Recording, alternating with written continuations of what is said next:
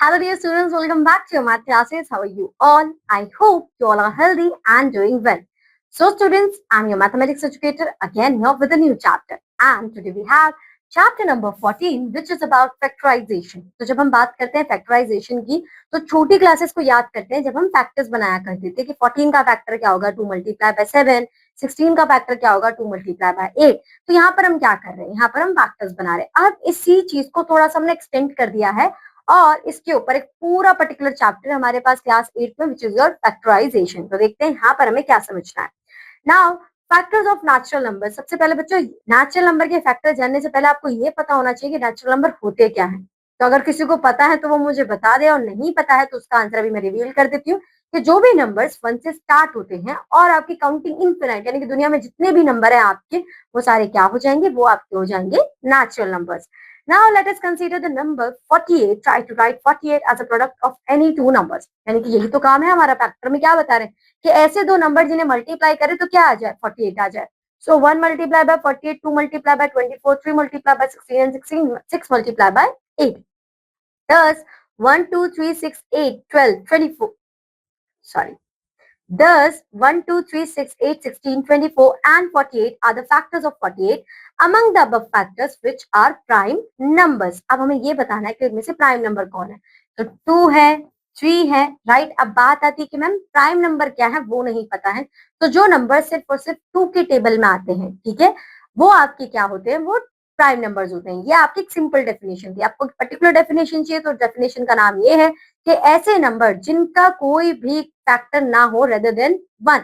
ठीक है, या तो वो खुद अपने फैक्टर होंगे, ठीक है, या फिर 1 होगा. Do you write 48 as a product of prime numbers, right.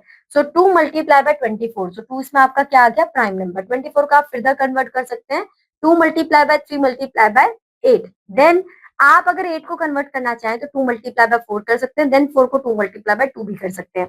So what you have observed, we observed that 2 multiplied by 3 multiplied by 8 is the product of prime factors in every case. 48 में भी हमने ये same देखा. 48 का जब हमने यहाँ पे सॉल्व किया सेम ही, तो ये हमने देखा कि 2 मल्टीप्लाई बाय 3 मल्टीप्लाई बाय 8 ही हमारे वो नंबर्स है जो आएंगे.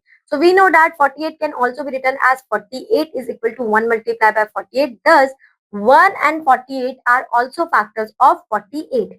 अब बच्चों ये वाली जो कहानी है ना, ये हम बहुत छोटी क्लासेस में पहले ही कंप्लीट कर चुके हैं. तो 1 और जो नंबर वो खुद है वो अपने फैक्टर्स होंगे ही होंगे. ठीक है, आगे चलते हैं. नाउ कंसीडर अनदर नंबर से 70. तो 1 और 70 अपने खुद के फैक्टर, मतलब ये तो आप फैक्टर में ऐसे देखिए, अच्छा 70 है तो 1 भी होगा 70 भी होगा. ठीक है, सो the factor of 70 are 1, 2, 5, 7, 10, 14, 35 and 70. 70 can be written as 2 multiplied by 5 multiplied by 7 as the product of prime factors. Similarly, 80 can be written as 2 multiplied by 5 multiplied by 8 as the product of prime factors. The form of factorization where all factors are primes is called product of prime factor form. यानी कि आपके पास जब सारे के सारे prime numbers ही आ जाए तो आप उसे क्या कहेंगे, आप उसे कहेंगे प्राइम फैक्टराइजेशन. क्योंकि जो हमने फैक्टर्स बनाए हैं यानी कि हमने प्रोडक्ट फाइंड आउट करा है वो किसकी हेल्प से करा है, वो हमने फाइंड आउट करा है प्राइम नंबर्स की हेल्प से. Now factors of algebraic expressions. Algebraic expressions हम ऑलरेडी पढ़ चुके हैं बच्चों, जहां पर हमने समझा था कि जब हमारी मैथ्स में एल्जेब्रा आ जाए यानी कि अल्फाबेट आ जाए तो वो बन जाती है आपकी एल्जेब्रिक एक्सप्रेशन. तो अब यहाँ पर हम कैसे फाइंड आउट करेंगे कि हमारे फैक्टर्स क्या है.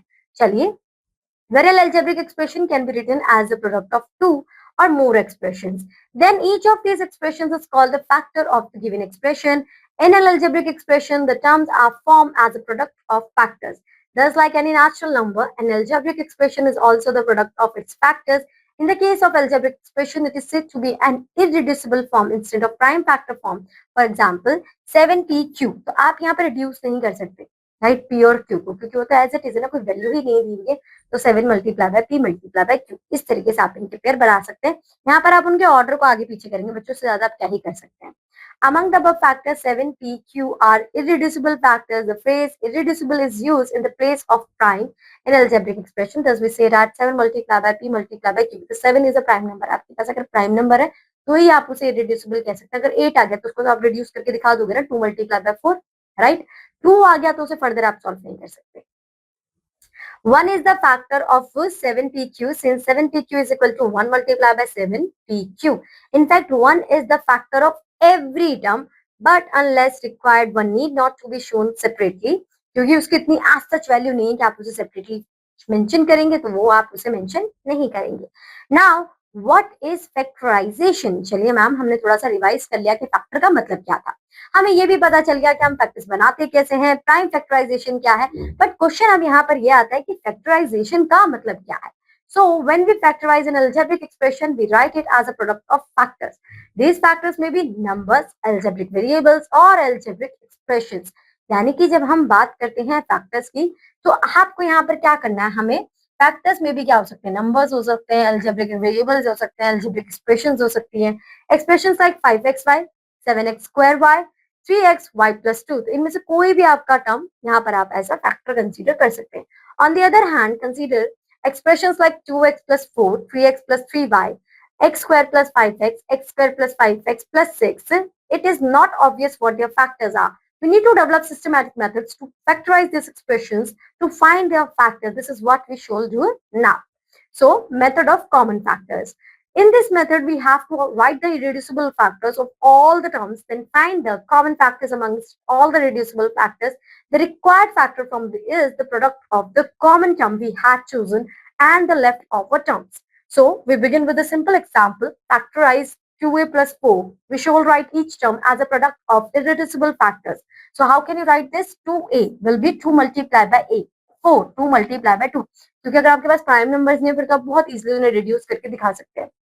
सो यहाँ पर आप इसे रिप्रेजेंट कर देंगे 2 multiplied by x for 2a means 2a, right? And 4 means 2 multiplied by 2. आप जब इन्हें सॉल्व करेंगे तो you will get your answer. Notice that factor 2 is common to both the terms. यहाँ पे भी 2 आ रहा है और यहाँ पे भी 2 आ रहा है. So what you can do, observe by distributive law. So you can say 2 multiplied by a plus 2. So 2 multiplied by a is 2. 2 multiplied by 2 is 4. तो आपने जहां से शुरुआत करी थी आप वहीं पर ही आ जाएंगे. Thus, the expression 2a plus 4 is the same as 2 in bracket a plus 2. Now we can read off its factors. They are 2 and a plus 2. These factors are irreducible. We cannot further reduce it. Next factor, factorize 5ab plus 10a. The irreducible factor forms of 5ab and 10b are respectively, यानी कि 5ab आपका क्या हो जाएगा, 5 multiplied by a multiplied by b. 10a आपका क्या हो जाएगा, 2 multiplied by 5 multiplied by a.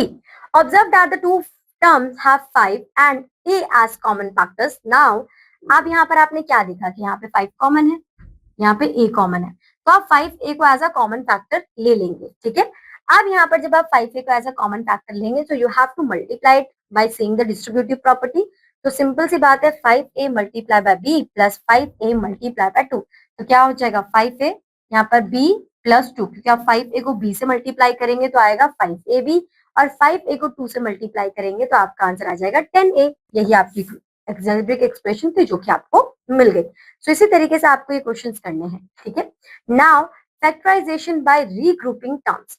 Observe the expressions ax plus bx plus ay plus by. You will find that there is no single common factor to all the terms, but the first two terms have the common factor x and the last two terms have the common factor y. Let us see how we can factorize such an expression. On grouping the terms we get ax plus bx plus ay plus by. तो यहाँ पर आपको क्या दिखेगा जब हम इनके group बनाते हैं, क्योंकि यहाँ पर हम ग्रुपिंग मेथड से कर रहे हैं कि जब आपके पास कोई भी कॉमन टर्म आपको ना दिखे तो जहां जहां पर आपको दिख रही है कॉमन टर्म, आप वहां पे क्या कर लोगे, उन्हें कॉमन ले लोगे. ठीक है. ग्रुप कर लोगे. ax plus bx, यहाँ पे x कॉमन आ जाएगा तो x आप ब्रैकेट के बाहर ले सकते हो. ay plus by, तो आपका y कॉमन आ रहा है तो ये आप ब्रैकेट से बाहर लोगे a plus b. अब यहाँ पर आप x और y की एक अलग ग्रुपिंग कर लोगे और a plus b और a plus b आपका सेम हो गया तो इसे आप सेम मतलब कॉमन ले लोगे. So the expression ax plus bx plus ay plus by is now expressed as the product of its factors. The factor are a plus b and x plus y, which are irreducible. The above expression can be factorized by another way of grouping as follows: ax plus ay plus bx plus by. So आपने पूरा तरीका देख लिया कि आपने इसे किस तरीके से रिप्रेजेंट करना है. Now, what is regrouping? Suppose the number expressions was given as 2pq plus 3 plus 2q plus 3p. Then it will not be easy to see the factorization rearranging the expressions as 2pq plus 2q plus 3p plus 3 allows us to form groups. यानी कि बच्चों देखिए simple सी बात है कि जब आपने यहाँ पर एक्सप्रेशंस देखा ना तो आपको पता चल गया कि अगर आप ग्रुप नहीं बनाओगे तो कुछ तो सिमिलर आपके पास आने वाला है नहीं. बट जब आप देखते हो कि 2pq और 2q यानी कि qq सेम है, 3p और 3 यानी कि 3 सेम है, तो आप इस तरीके से क्या कर रहे हैं, आप जो ग्रुप दिया हुआ है उसे रीग्रुप कर रहे हैं अपनी अकॉर्डिंग, ठीक है। सो 2pq plus 2q and 3p plus 3 leading to factorization. This is regrouping. Regrouping may be possible in more than one way. Suppose we regroup the expression as 2pq plus 3p plus 2q plus 3. तो यहाँ पर आप क्या कर लेंगे, आप इन्हें एकदम से एक्सपेंड कर देंगे, 2 multiply bye p multiply by q plus 3 multiply bye q। तो आप इस तरीके से भी कर सकते हैं। बस देखो बच्चों, एक्सपेंड करके करो या ऑब्जर्व करके करो, एंड ऑफ द मोमेंट करना क्या है, ग्रुपिंग करनी है। तो जो भी मेथड आपको इजी लगे, ऐसा नहीं हो सकता कि हर एक मेथड आपको, यानी कि दोनों मेथड इजी लग सकते हैं, एक मुश्किल एक आसान लग सकता है। तो ये आपकी चॉइस है, जो मेथड आपको इजी लगे आप वो ऑप्ट कीजिए और अपने क्वेश्चन को सॉल्व कीजिए। यहाँ पर जब आप देखेंगे तो क्या नोटिस कर रहे हैं कि जो p है आपका 2q प्लस 3, क्यों, क्योंकि जब आप p को 2q से मल्टीप्लाई करेंगे तो 2pq मिल जाएगा आपको, p को 3 से मल्टीप्लाई करेंगे तो आपको 3p मिल जाएगा। यहाँ पर ये जो 2q प्लस 3 है इसे आप 1 से, यानी कि यहाँ पर तो ऐसा आप कुछ कॉमन ले नहीं सकते, 1 ही कॉमन लेंगे, तो 1 आपने लिया तो ये हो जाएगा 2q plus 3 and p plus 1, क्योंकि 2q plus 3 and 2q plus 3 आपका कॉमन था, इन दोनों को एक ले लिया आपने, और p प्लस 1 आपने इन्हें सेपरेट ले लिया। The factors are the same as they have to be, although they appear in different order. यानी कि जो आपका फैक्टर था वो है वही, बट उसका जो ऑर्डर है वो थोड़ा सा चेंज हो गया है। Example number 2, factorize 6xy minus y square minus 2yz plus 12xz। तो सबसे पहले तो आप ये देखिए कि यहाँ पे आपको सिमिलरिटी दिख कहाँ पर रही है, तो यहाँ पर आप z z कॉमन ले सकते हैं, यहाँ पर आप y y कॉमन ले सकते हैं, ठीक है। तो आप इनकी इस तरीके से ग्रुपिंग कर देंगे, तो यहाँ y अगर आप कॉमन लेते हैं तो 6x माइनस वाई, ठीक है। अगर यहाँ पर आप z कॉमन लेते हैं तो 2z, क्योंकि आप जब इसे सिंप्लीफाई करेंगे तो देखेंगे अगर 12 और 2 दोनों सेम टेबल में आते हैं, क्योंकि आपको ये जो अंदर है ना बच्चे ब्रैकेट का, ये सेम करना होता है, हमेशा याद रखिएगा इसको। अगर आपका ब्रैकेट का जो मटेरियल है, जो नंबर्स है वो सेम नहीं होंगे तो आप उसे कॉमन कैसे ले लोगे। तो ऑलवेज कीप इन माइंड, ये ट्रिक भी है, ये हिंट भी है कि इसको बस सिमिलर करना है, जैसे भी कर दे, बाकी जो आपके बाहर के नंबर जाएंगे उनको तुम डायरेक्ट पेयर में ले सकते हैं। तो यहाँ पे 2z 6x माइनस 5 ये दोनों कॉमन हो गया है, तो 2z प्लस 5 आपका आंसर हो जाएगा और 6x माइनस 5 आपका दूसरे फैक्टर्स हो जाएंगे। तो इस तरीके से आपने सिंप्लीफाई कर सकते हैं। Now we have exercise 14.1. Find the common factors of the given terms in each. तो यहाँ पर 18 का कॉमन फैक्टर होगा,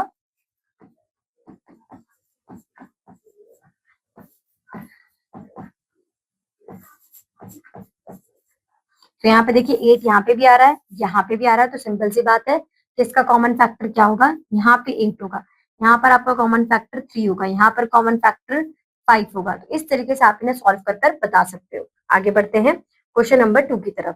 फैक्टराइज द फॉलोइंग एक्सप्रेशन, तो यहाँ पर हमें फैक्टराइज करना है। 5 multiply by a multiply by a,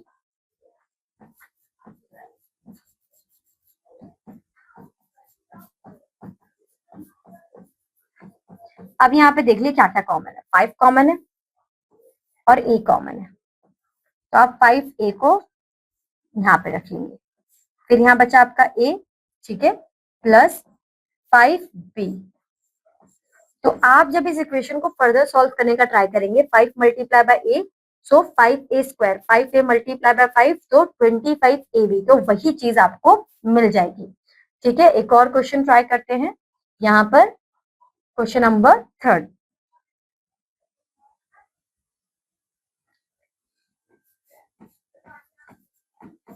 same इसी तरह का क्वेश्चन है, तो ये वाला नहीं लेते हैं, हम लेते हैं क्वेश्चन नंबर 4, थोड़ा सा अलग हो तो आपको पता चले सॉल्व करना कैसे है।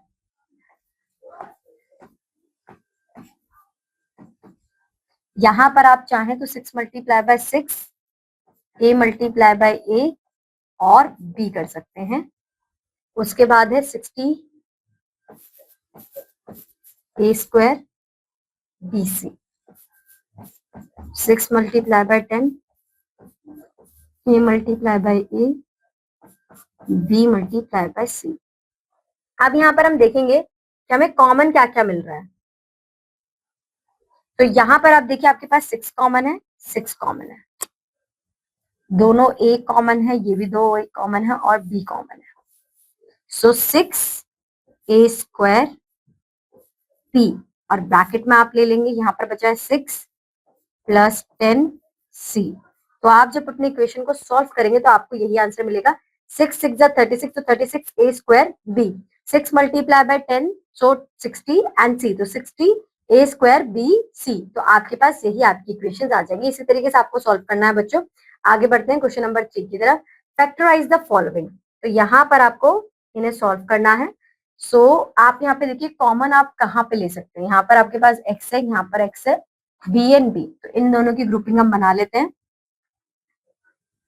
तो 3 तो 2 आपका कॉमन आ जाएगा, एक्स आपका सेम है, A plus 2y।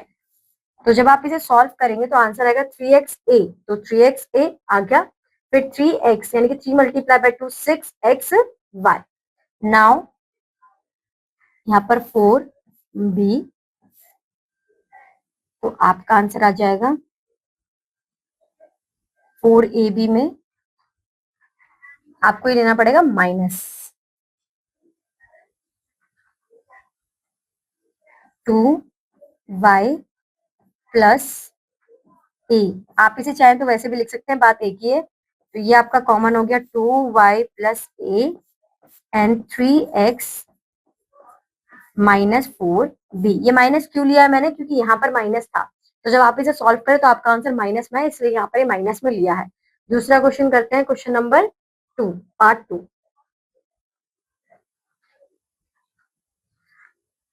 X cube और 2x, तो आपका एक्स स्क्वायर कॉमन आ सकता है और फिर आपका ब्रैकेट में आएगा x प्लस 2। उसके बाद यहाँ पर आपका 5x, 5 ही सिर्फ आएगा और ये x प्लस 2। आपकी इक्वेशन क्या बन गई, x square plus 5x plus 2। तो इस तरीके से आप इन्हें सॉल्व कर सकते हैं। Now question number 4, factorize. तो पहले आप 12 के फैक्टर्स लिखिए। ये हो जाएंगे आपके 6 multiply bye 2 multiply bye x। 36 के फैक्टर है 6 मल्टीप्लाई बाय 6, 6 कॉमन है सिर्फ यहाँ पर, तो 6 आप बाहर लेंगे, ठीक है। अब यहाँ पर ब्रैकेट में आपका क्या आ जाएगा,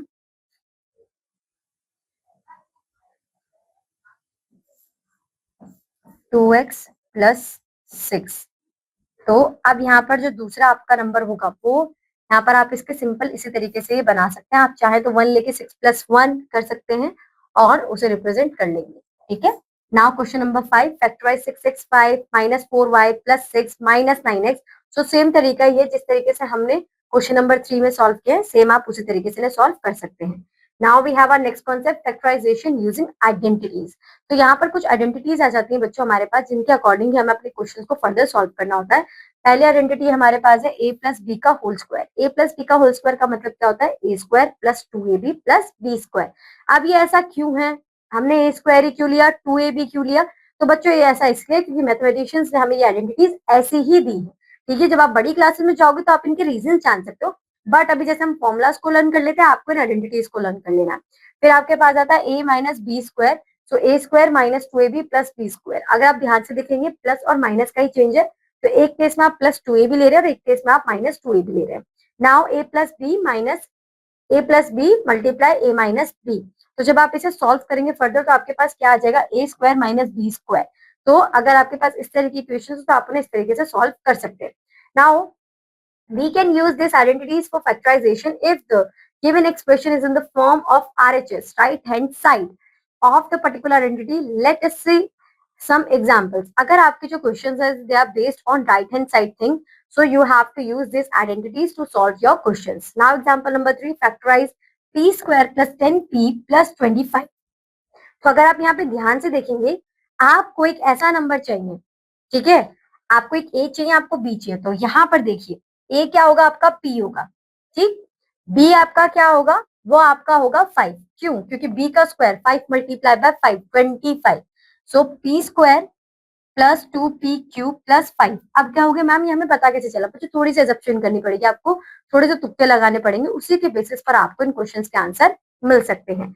सो यहाँ पर आपने जब ये सॉल्व करा तो आप सिंपली कह सकती हैं कि p आपका a है, ये आपकी इक्वेशन होगी ना, ये a square 2ab B square.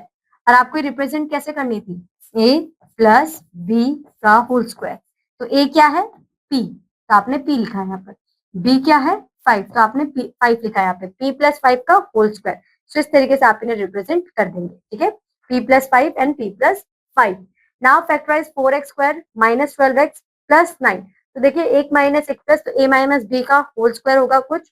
यहाँ पर ये 4 के लिए क्या हो सकता है 2, 9 के लिए क्या हो सकता है 3। कैसे पता चला, 2 मल्टीप्लाई बाय 2 4, 3 मल्टीप्लाई बाय 3 9। तो आप इसे रिप्रेजेंट कर देंगे simply 2x minus 3 whole square. Okay, आगे बढ़ते हैं बच्चों। Factorization of the form x plus a x plus b. अभी तक जो बात करते थे, दो हमारे पास नंबर्स थे, a minus b, a plus b, a plus b, a minus b, इस तरीके से। बट अब हमारे पास तीन फैक्टर्स हैं, x, a एंड b। तो इसके लिए in general for factorizing an algebraic expressions of the type of x square plus px plus q, we find two factors a and b of q, the constant term such that ab multiply is equal to q and ab plus b is equal to p। इसमें यहाँ पर हमने क्या समझा कि जो आपकी terms होंगी वहां पर आपको ध्यान रखना है कि आप a और b को मल्टीप्लाई करें तो जो q है वो आए आपका, और आप a और b को प्लस करें तो आपका p आए। अब ये a और q आया, इसे समझते हैं। Then the expressions become x square plus a plus b multiplied by x plus ab. So x square plus ax plus bx plus ab, ये आपने further solve करी। So x plus a plus b, x plus a, तो x plus a, x plus b, which are the required factors. Now students, we have exercise 14.2. Question number 1, factorize the following expressions, p square plus 10p plus 25। तो यहाँ पर आप यही अपने example में solve किया था, p का स्क्वायर p होगा और 25 का स्क्वायर 5। सो p प्लस 5 होल स्क्वायर आप कर देंगे। यहाँ पर एक छोटी सी ट्रिक है, पहले वाले नंबर को देखिए, लास्ट वाले नंबर को देखिए। अगर ये किसी के स्क्वायर रूट में आ रहा है तो आप इसे सॉल्व कर लीजिए। एक्स स्क्वायर, यहाँ पर एक्स का स्क्वायर हो जाएगा। 64 किसका होता है, 8 का होता है। माइनस है तो माइनस के लिए क्या था, a माइनस बी का होल स्क्वायर, तो आप ये कर लेंगे x माइनस 8 का होल स्क्वायर। इस तरीके से आपके क्वेश्चन सॉल्व हो जाएंगे। ये तो बात रही है हमारी दो आइडेंटिटीज की जो मैंने आपको बताई, a प्लस बी का whole square, a minus b का होल स्क्वायर। बट एक क्वेश्चन आता है कि जो हमारे वो थे a plus b, a minus b, उसे हम कैसे सॉल्व करेंगे। तो यहाँ पे बच्चों देखो कोई भी क्वेश्चन उससे ट्रिक से रिलेटेड नहीं है, तो आप में सारे ही a प्लस बी का होल स्क्वायर ही आपको यूज करना है, ठीक है। Now question number 2, factorize the following, a square minus 36 आ गया। अगर आप यहाँ पे ध्यान से देखेंगे a क्या है, a का स्क्वायर, तो आप a प्लस b, अब b क्या होगा 36, 6 का square, so a plus 6, a minus 6। इस तरीके से आप सॉल्व कर देंगे। यहाँ पे देखिए 81 एंड 64 दोनों ही स्क्वायर रूट है, 81 9 का, 64 8 का, तो ये आपका हो जाएगा 9 माइनस 8 p, यहाँ प्लस कर दीजिए 9 माइनस 8 p। तो जो दूसरे आइडेंटिटी की हम बात कर रहे थे a plus b, a minus b, question number 2 में वही सेम आइडेंटिटी आपकी यूज होगी। Now question number 3, factorize the expression px square plus qx। तो यहाँ पर आपको क्या करना है कि यहाँ पे px स्क्वायर qx दिया हुआ है, तो यहाँ पर px प्लस q और आपका ये x, तो इस तरीके से आप इन्हें सॉल्व कर लेंगे, px स्क्वायर प्लस qx, ठीक है। सो सेम आपको यही करना है बच्चों, तो इजी है। और ये वाला जो क्वेश्चन है, ये जो 3 वाला आया है, ये हम पहले एक्सरसाइज में सॉल्व कर कर आए हैं। यहाँ पर देखिए आप कॉमन देखेंगे p, p एंड p, तो अच्छा है, ठीक है। यहाँ पर आप कैसे सॉल्व कर सकते हैं, कोई एक ऐसा नंबर चाहिए आपको जो आप प्लस करें, प्लस माइनस करें तो आपका 6 है, और मल्टीप्लाई करें तो आपका 9 है। यहाँ पर student 3p raise to the power 4 plus 6p cube plus 9p square r। तो अगर आप ध्यान से देखेंगे एक ही चीज सब में कॉमन है, विच इज योर p। तो अगर यहाँ पर एक p को हम p2 ले लें तो यहाँ पे p हो जाएगा और यहाँ पे सिंपल p हो जाएगा। तो p square 3p square plus 6p cube plus 9r, इस तरीके से आपका ये फैक्टराइज हो जाएगा। Now question number 4, factorize the following. तो ये p square minus q square है, तो इसके लिए आप simple p square minus square q square square कर देंगे, ठीक है। इस तरीके से आप इन्हें सॉल्व कर सकते हैं। Now question number 5, factorize the following expressions, x square plus 10x plus 24। तो आपने यहाँ पे ध्यान से देखा x तो मतलब हो जाएगा स्क्वायर x का ही, बट 24 किसी का नहीं है, तो अब आपको एक ऐसा नंबर चाहिए जिसे आप प्लस माइनस करें तो 10 आए और मल्टीप्लाई करें तो 24 आए। 6 प्लस 4 आपका आ जाएगा 10 और 6 मल्टीप्लाई बाय 4 हो जाएगा 24।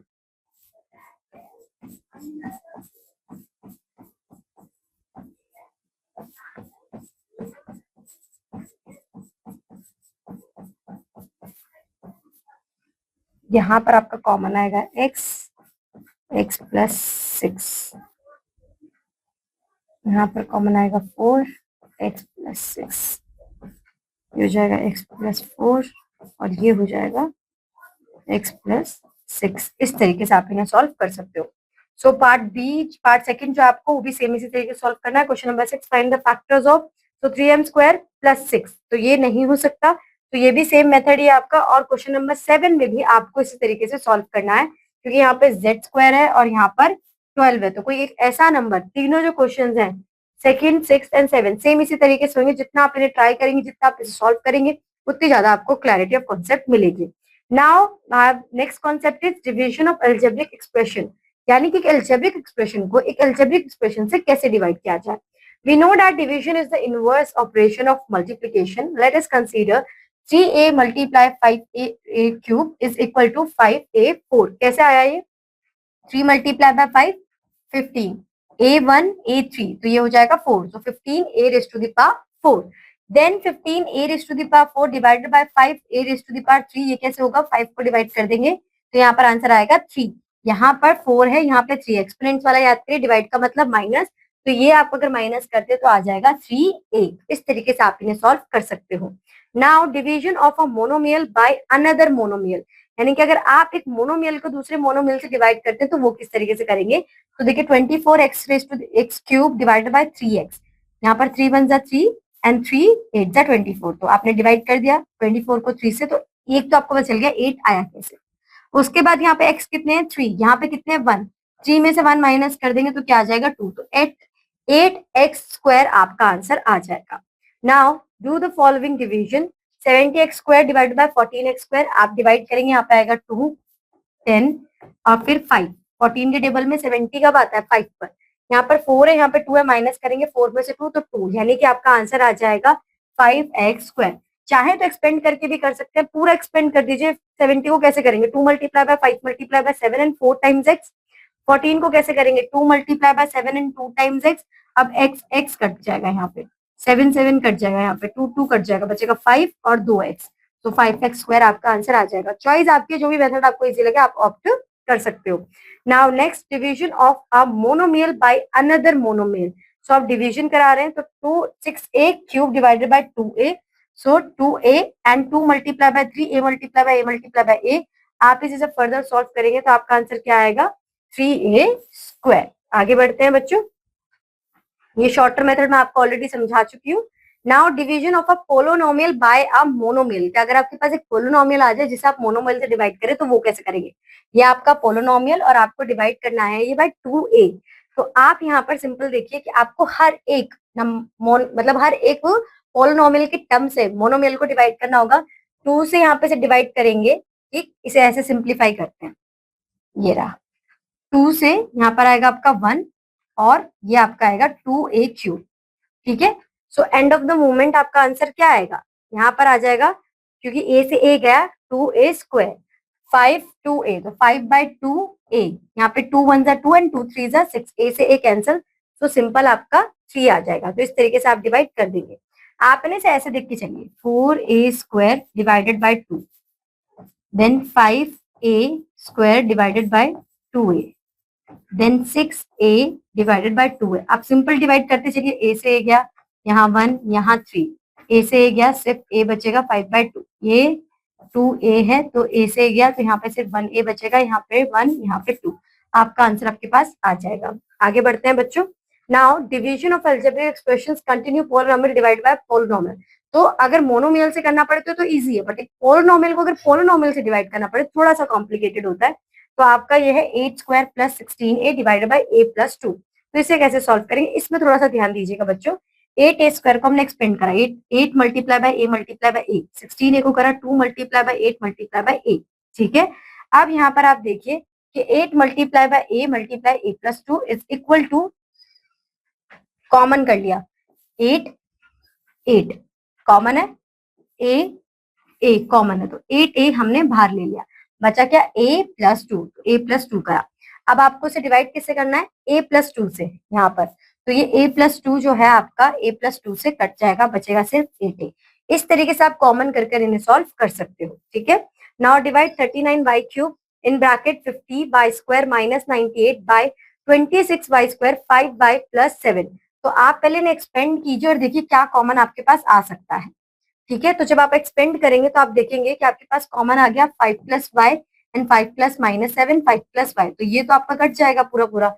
और जो आपके बाकी के नंबर्स हैं, जैसे 13 13 से कटा, 2 2 से कट गया, 3 बचा, वाई गया एक, ये भी वाई गया, तो 3y और फिर 5y माइनस 7। इस तरीके से आप इसे सॉल्व कर सकते हैं।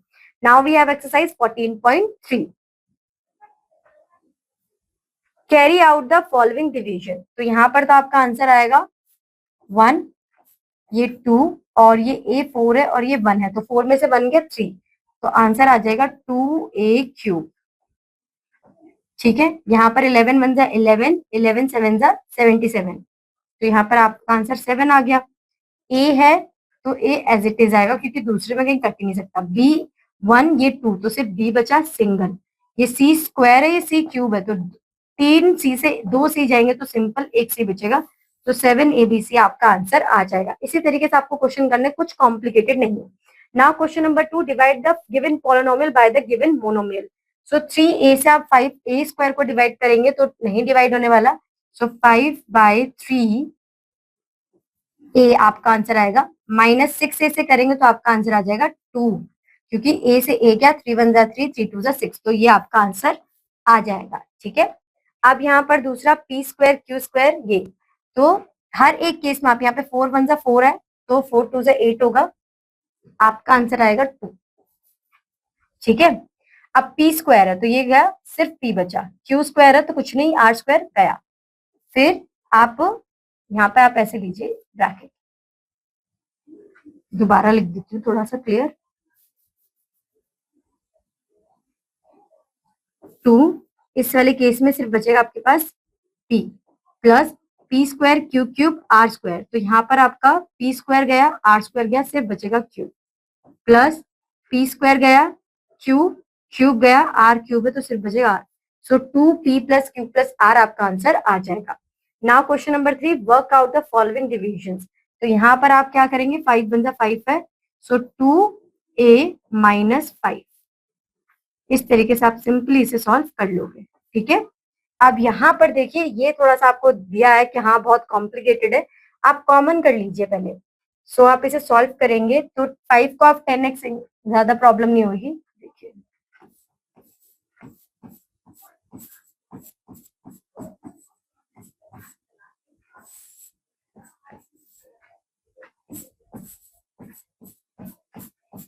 अब हम इन्हें एक्सपेंड कर लेते हैं, ठीक है।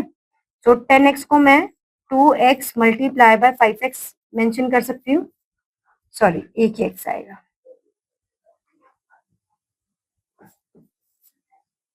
अब यहाँ पर जो 6 है, तो 6 को मैं 2 मल्टीप्लाई बाय 3x मेंशन कर सकती हूँ, प्लस 21। अब 21 को भी हम मेंशन कर सकते हैं 7 मल्टीप्लाई बाय 3,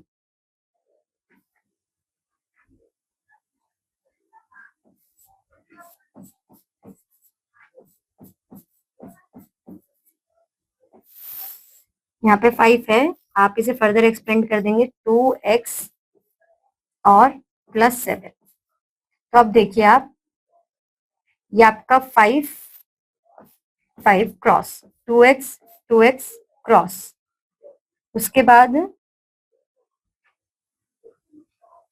यहाँ पर 2x है मल्टीप्लाई बाय 3 है, सो 2x 6x, कुछ और नहीं कर सकता, प्लस 21 डिवाइडेड बाय 7, ये बचेगा। अगर आप इसके फर्दर फैक्टर्स लेके चलेंगे तो यहाँ पर आपका आंसर आ जाएगा 6x/7 प्लस 21/7, आपका आंसर आएगा 3, तो ये आपका आंसर आ जाएगा, ठीक है। इस तरीके से आप इन्हें सॉल्व कर सकते हैं। Now question number 4, divide as directed. इनको पहले मल्टीप्लाई कर कर आपको सॉल्व करना है, then you have to divide it with 2a। तो आप यहाँ पे सिंपल कुछ मल्टीप्लाई मत कीजिए, 5a